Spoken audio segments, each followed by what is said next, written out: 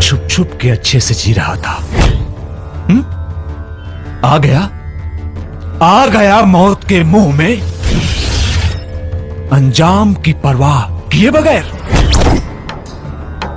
अंजाम की फिक्र आवारा कुत्तों को होती है। हम शिव के भक्त हैं।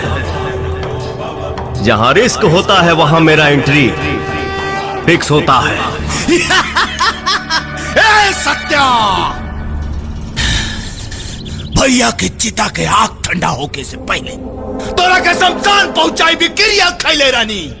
ओकरा के आज पूरा करब। मिसाल के तौर पे तो के एगो बात बता दी।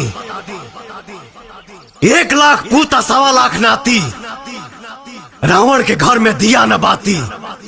अरे सनकी तो हम हईले हई, लेकिन जब सटक जाला ना तो इतिहास का भूगोल भी बदल दिला।